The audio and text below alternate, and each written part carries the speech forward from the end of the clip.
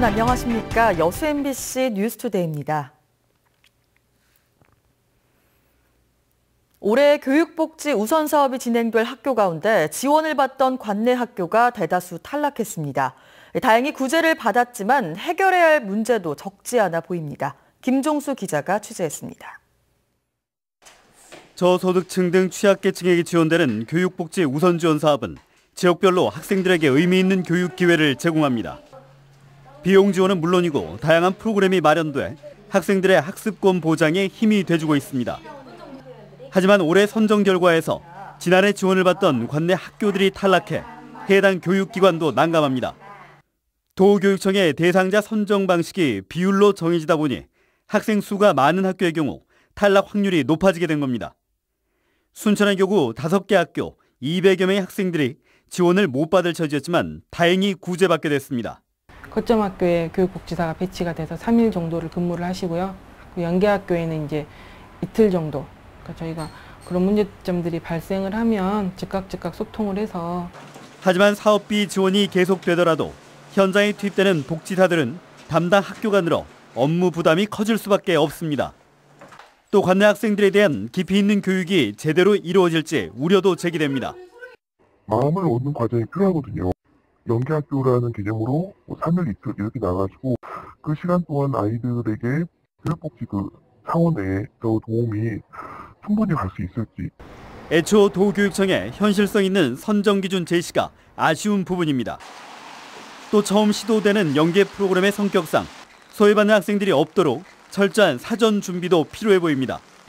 단순한 통계로 교육복지를 제공한 것이 아닌 학생들과 현장 복지사들의 만족도와 사기를 높일 수 있는 대책 마련이 요구되고 있습니다.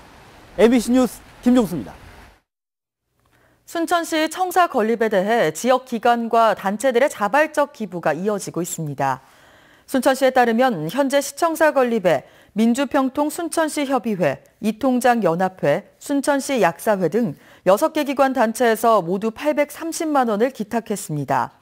특히 시청사가 있는 장천동 주민자치위원회는 자체 수익 사업을 벌여 모은 수입금을 신축 자금으로 전달했으며 순천만정원 해설사 모임에서도 회원들의 자발적 모금으로 모은 돈을 기탁해 눈길을 끌었습니다. 공익기부 약속을 이행하지 않은 여수 해상케이블카 사업자에 대해 최근 법원이 약정을 지키라는 결정을 내렸는데요. 사업자 측이 기부금을 납부하겠다는 의사를 밝히면서 논란은 일단락되는 분위기지만 케이블카를 둘러싼 분쟁의 소지는 여전합니다. 문형철 기자입니다. 여수 해상 케이블카 사업자의 공익 기부금 문제와 관련해 법원이 여수시에 손을 들어준 건 지난 15일. 당초 약속한 대로 케이블카 입장권 매출액의 3%를 여수시에 기부하라는 것이 핵심입니다. 법원 결정에 따라 케이블카 사업자 측이 내야 할 돈은 약 7억 원. 오는 27일까지 납부하지 않을 경우 하루 100만 원씩을 여수시에 추가로 지급해야 합니다. 공익기부금 3%를 여수시가 지정한 단체에 기부하도록 그렇게 지금 결정이 난 상태니까 그 부분을 저희들이 이제 다시 공지를 한 거죠. 이에 대해 사업자 측은 정해진 기간 내에 공익기부금을 납부하겠다고 밝혔습니다. 다만 공익기부 약정서가 자발적으로 체결된 것은 아니란 입장을 거듭 강조했고 적자가 날 경우에도 기부금을 내야 하는 것은 부당하다며 불편한 기색을 숨기지 않았습니다. 여기에 주차장 문제도 새로운 논란의 불씨가 되고 있습니다. 주차장 운영에 따른 경영 부담을 이유로 사업자 측은 오는 6월부터 주차장 운영에서 완전히 손을 떼겠다는 입장이지만 여수시는 물론 시민단체도 벌써부터 비판의 목소리를 높이고 있습니다. 행정 편의를 그만큼 해줬으면 우리 여수시에 시민들을 위해서 뭔가를 해줘야 되는데 기업 윤리를 지켜줘야 되는데 그러지 못하고 있다는 게 안타까울 뿐이죠. 해상 케이블카가 운영을 시작한 지 2년을 넘겼지만 이를 둘러싼 논란과 갈등은 오히려 더 커지고 있습니다. MBC 뉴스 문형철입니다. 여수시가 올해 거북선 축제의 완성도를 높이기 위해 새로운 변화를 시도합니다. 여수시는 오는 5월 4일부터 나흘 동안 개최될 제51회 여수 거북선 축제의 성공 개최를 위해 지난해 9월부터 축제 개선을 위한 다양한 의견을 수렴해 통제형 길놀이와 해상 출정식의 연출을 별도의 감독과 시나리오 작가에게 맡기기로 했다고 밝혔습니다. 또 통제형 길놀이의 출발지도 시민들의 의견을 적극 반영해 광무동 시민회관에서 서교동 로터리로 바꾸기로 했습니다. 광주시가 통행량이 가장 많은 곳 중 하나인 광천 사거리를 관통하는 지하차도를 놓는 방안을 검토하고 있습니다. 새로 들어설 고층 건물과 신세계 복합시설 때문에라도 더 필요할 거라는 입장인데 논란도 예상됩니다. 김철원 기자입니다.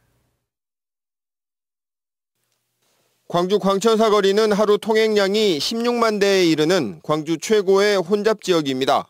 광주시가 이 일대의 혼잡 문제를 개선하기 위한 대책 중 하나로 지하차도 건설을 검토하고 있습니다.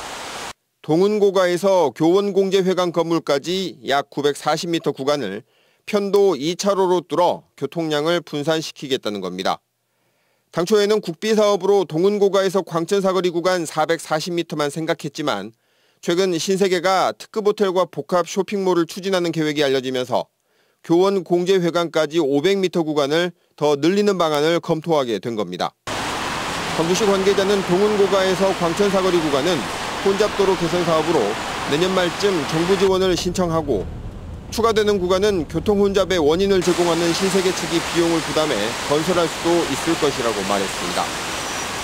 이와 관련해 윤장현 광주시장은 최근 신세계 복합시설 인허가 문제를 말하면서 지하차도 건설도 검토 중이라고 언급해 1km짜리 지하차도는 실제 추진 가능성이 높아 보이지만 티켓 시비가 커질 수 있다는 점이 변수가 될 것으로 보입니다. MBC 뉴스 김철원입니다. 구인 기업과 구직 청년을 현장에서 연결해주는 찾아가는 청년 희망 버스가 오늘 율촌 산단에서 올해 처음으로 가동됩니다. 전라남도는 오늘 전남 테크노파크에서 구직 청년들에게 면접 특강과 취업 컨설팅 강의를 진행한 뒤 율촌 산단 내 선테크와 산미메탈 등 3개 기업으로 버스를 타고 이동해 즉석 면접을 치르기로 했습니다. 찾아가는 청년 희망 버스는 취업을 바라는 청년들이 구인 수요가 있는 기업을 직접 방문해 탐방하고 현장 면접을 통해 취업할 수 있게 하는 시책으로 올해 모두 12차례 진행될 예정입니다. 하늘과 바다 날씨가 허락하지 않으면 가지 못하는 곳이 흑산도인데요. 어렵게 발을 딛고도 쉽게 지나치는 곳이 많습니다. 섬 사람들의 살아가는 이야기와 정겨움이 담긴 흑산의 깊은 마을을 양현승 기자가 다녀왔습니다. 이른 아침 바다로 나간 섬 주민의 손길이 분주합니다. 2시간 동안 바위와 부대끼며 따온 자연산 홍합. 집 앞 골목 어귀에 자리를 잡은 노 부부는 아주 익숙하지만 느린 솜씨로 홍합을 다듬습니다. 그렇게 돈을 벌어 자식들 다 키웠습니다. 우리 마을 경치가 쪼릿해서 보면은 참 경치가 좋지라. 60여 가구 모여 사는 흑산도의 깊은 곳 사리마을의 자랑거리는 돌담장. 거친 바닷바람에 생활터전을 지키기 위해 쌓아 올렸던 돌담을 다 합하면 4km 길이에 이릅니다. 여느 섬들과 마찬가지로 흙을 쓰지 않고 돌로만 쌓은 강담 구조입니다. 밭과 밭 사이 경계까지도 낮은 돌담이 쌓여 있습니다. 그 바람막이용이죠. 초가집 형태다 보니까 그 초가를 못 날리게 하기 위해서 그 돌담을 그 집 담장 높이만큼 그렇게 그 담을 싸서 지금까지 유지해 오고 있습니다. 일본과의 조약 체결을 반대하다 흑산으로 유배됐던 애국지사 최익현. 유배지 흑산을 학문 연구의 터전으로 삼았던 정약전 등 고독한 유배 문화도 사리마을 언저리에 잠자고 있습니다. 상라산 구빗길, 상라봉 전망대, 해안 일주도로 등 흑산도에 갈 곳 볼 곳 참 많지만 사리마을은 그냥 스쳐가기엔 아까운 곳입니다. MBC 뉴스 양혜승입니다. 북서쪽에서 찬 공기가 내려오면서 다시 추워졌는데요. 어제 2도로 영상의 기온을 보였던 서울의 기온이 지금은 영하 2.7도로 어제 아침보다도 5도가량 낮고요. 내일은 영하 6도까지 뚝 떨어지는 등 반짝 춥겠습니다. 그래도 이 추위의 기세가 오래가지는 않아서요. 주말부터는 차츰 누그러지겠습니다. 오늘도 제주도와 해안가에서는 바람이 무척 강하게 불겠고요. 내륙에서도 찬바람이 불어들겠습니다. 그래도 미세먼지는 전국에서 보통 수준을 보이면서 공기 공기 상태는 양호하겠습니다.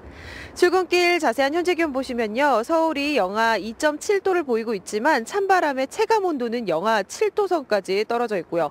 그 밖에 전주 영하 0.2도, 대구 1.3도를 보이고 있습니다.